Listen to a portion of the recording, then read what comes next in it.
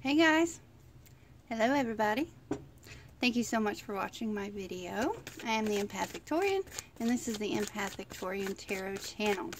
Alright, this is for Scorpio for the month of June. Hello Scorpio. June 2018. We're going to look and see what some of you guys may be dealing with. I apologize. It is June 4th today, and I'm just now getting this up. There are some setbacks on my part, and I do apologize for not having these out there sooner. And I also want to give a big thanks to everyone who has subscribed to my channel. I send love and gratitude to you guys in my prayers. I'm so very grateful. Thank you again for watching. If you need clarity or have questions about this read, please feel free to email me, theempathvictorian@gmail.com, and I will get back to you as soon as possible. Alright, Scorpio.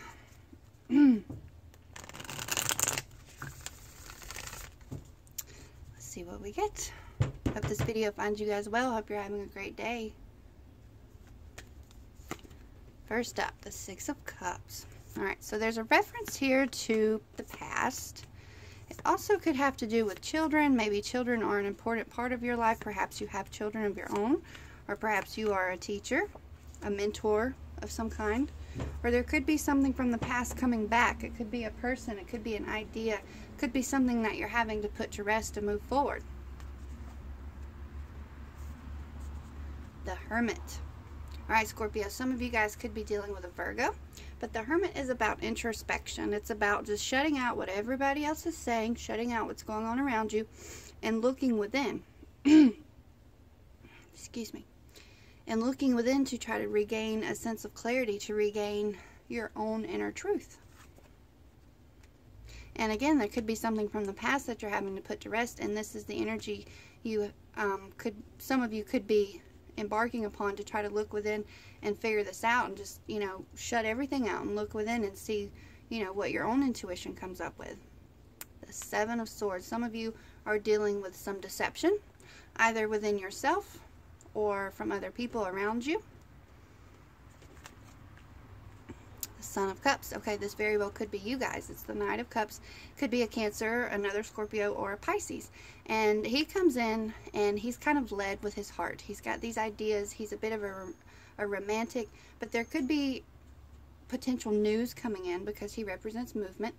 And also a messenger. There could be news coming in that is emotionally gratifying. Perhaps there could be someone from your past that you hear from. And there's also this aspect of deception. So there's great balance here with his emotions and having a heart overhead approach in dealing with this.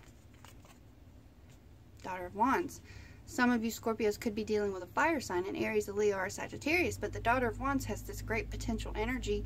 She goes after what she wants. And that could be something that you guys are experiencing. She's got the idea, she's got the drive, she's got this can-do attitude. She has, as a page, she hasn't quite yet experienced failure. And she's everything leading up to fulfillment. So she's got these great ideas that she wants to put out there. She knows what she wants and she goes after it because she's got great enthusiasm and she's got the ambition to do so. Three of Swords. Okay, obviously this is not a pleasant looking card, right? It signifies heartbreak. It signifies betrayal. And for some of you, you may be dealing with this in your personal life. It doesn't necessarily have to be from a romantic partner. It could be, you know, a close friend. It could be, you know, just a nasty coworker. But there's some heartbreak. There's some betrayal. And again, it could lead back to the Seven of Swords, and it could have something to do with the past. We're going to get clarifiers to find out. Five of Wands. Okay, so that makes sense. So there's this sense of, you know, this third party interaction. You know, somebody's not playing very nice. And then you have this Five of Wands, and that results in scattered energy. You know, the wands are not lining up. Everything is not flowing harmoniously. There's some conflict. There's some disagreements. Okay. Eight of Pentacles. This is nice. Some of you guys are just working hard at something. You could be putting in more hours at work. You're really working on your skills. Some of you may find something on the side to be doing. But there's a lot of energy that goes into this, right? Because the spider here, she weaves her web. And if something like a human walks through her web, you know, what is she going to do? She's going to rebuild it. And this is about rebuilding. This is about pushing through, working on your craft, working on your skills Two of Wands. Alright, so there looks like there seems to be a little clarity. So perhaps the situation that came up that had you guys all scatter-minded, not knowing where to put your energy, not knowing which way to go, you decided to just push through, work hard at navigating through that, and then you have a bit of a sense of direction. This also represents a decision or a choice that needs to be made. Okay, but the wands are pointing upward. They're pointing into one direction. So some of you guys may find a little more clarity within what it is that you need to do. Your wands are not so scattered, right? There's only two of them, and they're coming to a point. So this also represents a little clarity. Underneath you have the Hanged Man. So some of you guys are really trying to, you may be waiting out something. You're holding yourself up. You're not really knowing which direction to take. Because you could free yourself, you could let yourself go, but you're not doing that. And this signifies letting go. Some of you are faced with a choice, and some of you are not wanting to make that choice. Okay? Let's see what we have here. Let's see what clarifiers we have for Scorpio, starting with the Six of Cups. Is this someone from the past? What is this? Six of Cups. What do we have here? Six of Cups. Queen of Wands. Okay, Scorpio. Again, it could be, you have another fire sign here. It could be an Aries, a Leo, or a Sagittarius, right? But the Queen of Wands comes in, and there could be a situation coming to you, or a situation that you recently dealt with that has to do with the past, and it required you to act fast. Okay? But she's very balanced, and she's very grounded. And again, the Queen of Wands knows what she wants. She has direction. She has not only the energy and the ambition, but she knows where to put it in ways that will be beneficial to her. Okay, again, it could be an Aries, a Leo, or a Sagittarius.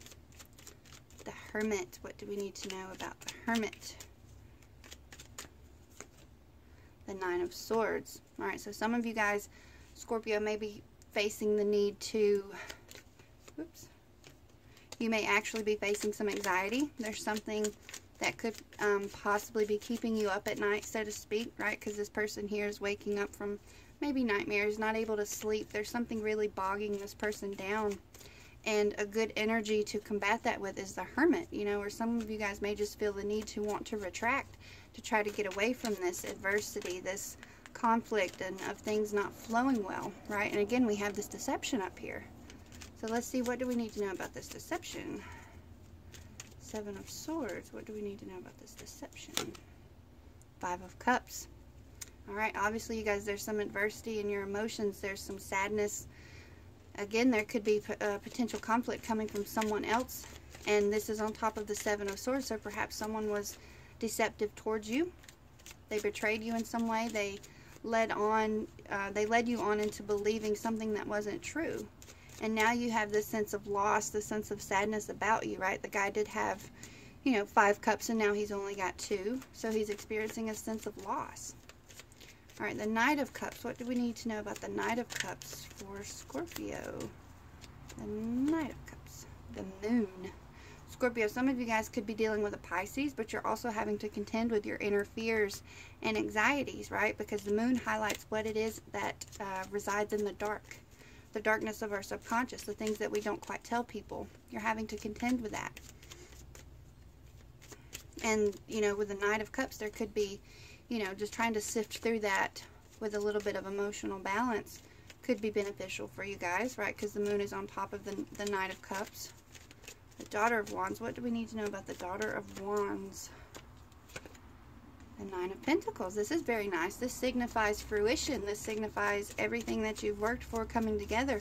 You're not quite at the 10, right? You're not quite at that position of fulfillment, but you really see things coming together. It also signifies self-sufficiency, right? Some of you guys are working hard to navigate through something, you know, physically, mentally, emotionally. And this is the idea that things are going to start coming together. All right, this Three of Swords. What do we need to know about this nasty looking card? There's potential betrayal there as well, and heartbreak, third party interference. Three of Swords. The Hanged Man again. So perhaps this betrayal that you guys felt really put you in this place of, you know, not only being the Hermit, like you're retracting, but you're kind of, you know, the Hanged Man, he retracts, he holds himself up, but he's not as productive as the Hermit. Okay, because the Hermit retracts for purpose, and the Hanged Man is just kind of hanging there. He's waiting. He might not quite be clear about what it is that he needs to do or what it is that he wants to do.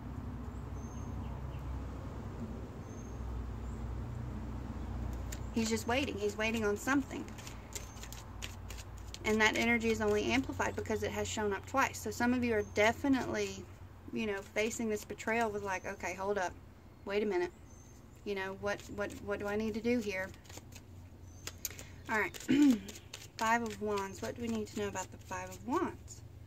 What do we need to know about the Five of Wands? Ace of Cups. So there is some clarity here. There's some breakthrough. There's this overwhelming emotions.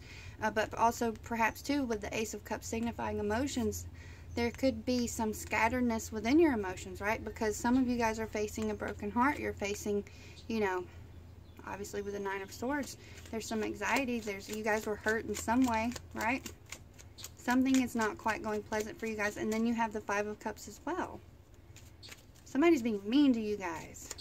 That's not nice. That's not good. All right. Let's see what we have with the Eight of Pentacles. Eight of Pentacles. The Magician. So some of you guys are really utilizing your resources, and you're realizing the power that you have within you to get things done, to accomplish, you know, a physical feat, a mental or emotional feat.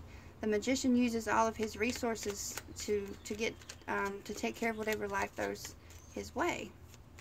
And you guys can do the same thing. Two of Wands.